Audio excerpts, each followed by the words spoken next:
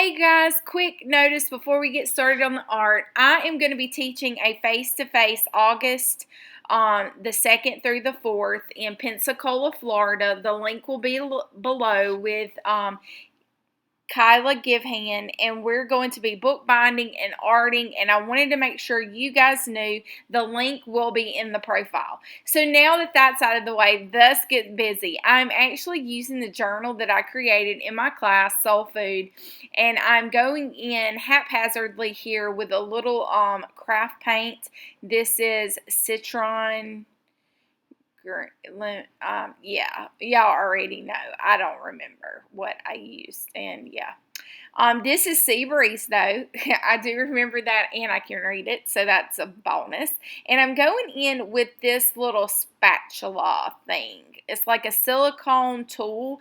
I'm pretty sure that I got this on clearance at Hobby Lobby, but I know that there's other places that sell these as well.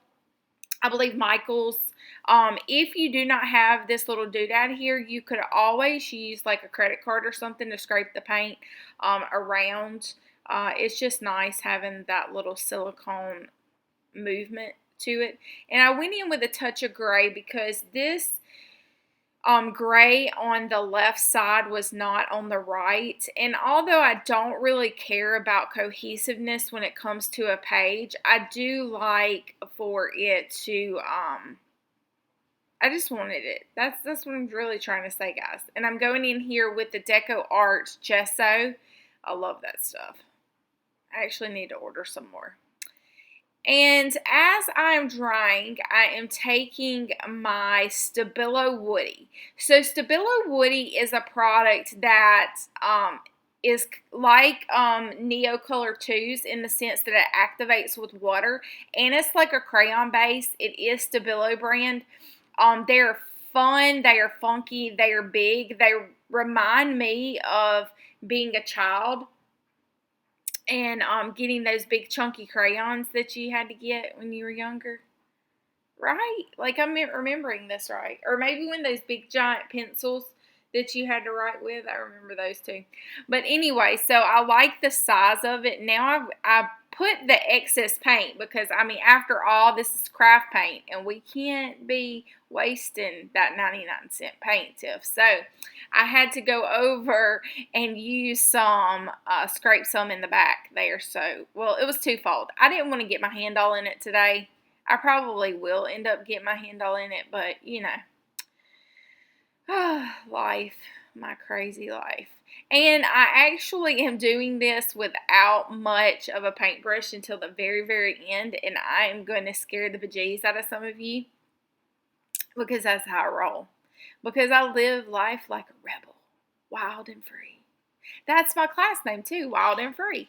I hope you guys will get an opportunity to come down. You can check out her website to get registered for that face-to-face class. I would love to see some of my people from the tube over there. We're going to have so much fun. And I'm going in here with a Stabilo. Well, I thought I was, but it was a little bit too wet. And you know how Stabilo will write on pretty much anything? These will too. And I decided to go back with white and just make some dots and dashes and give some energy and flow over to that. Now, I will say at about this moment, I thought this is very, very busy and my eyes very confused as to where it's supposed to be going. But I felt like it really needed some of the neon pink because of the fact that I used the neon pink to sew to the edges. I thought that it would just kind of bring everything together, and a little bit of a pop just makes the other colors sing. And let's be honest, guys, you can never go wrong with hot pink in my book. So this is a product you may or may not have used or have seen me use before. This is an acrylic spray ink, okay, by Deco Arts. It's called a Mist. Now, the difference between this and any of the other like spray inks that I have are that this is an acrylic-based ink, meaning that once I dry it with the craft gun, it is not going to move. Unlike the, what is it, Lindy, what's her name? You know, the spray ink girl. Lindy sprays, the Dilution sprays, what's the one with the little angel on it? Those sprays, all of those sprays that are typical in our spray arsenal are going to be water reactive. So I'm taking the gesso here and trying to mute out some of the areas to kind of calm everything down, because I felt like my eye did not have a place to rest. And if you feel like very overwhelmed by the presence of all of the movement like I was feeling at this particular moment, scrape some gesso over the top and see if you can push some stuff to the background. I felt like in this piece everything was kind of competing for the front stage, and it wasn't really working for me. So I'm taking my little what is this? Prisma watercolor pencil, and I'm just scratching some of that, kind of that same green color that I had in the paints. I typically like to use multiple tools with the same or similar colors. Just a random tip from Tiff today. And I'm going to dry this very well. And about right here is when I decided that I really wanted to make a bold gut move. Okay, nobody pee in the pants today. We're going to do this. So I'm going in here wild with no fear. I was a little bit scared. I said that, but I was just a touch like, yeah. I have never filmed a video that did not get published. Okay, I take that back. So I have something that I just never did edit, but as far as like me feeling like I cannot show people this, I've never had one of those. And I was like, Lord, Tiffany, do not let this be the opportunity. Now I'm going to do a non-Tiff move here.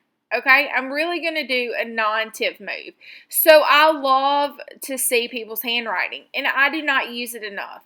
And so when I went to see a friend that I met on Instagram because she came down here on vacation, Melanie, also known as Mo, she does the most amazing acrylic lettering with acrylic inks and paints and stuff and a paintbrush.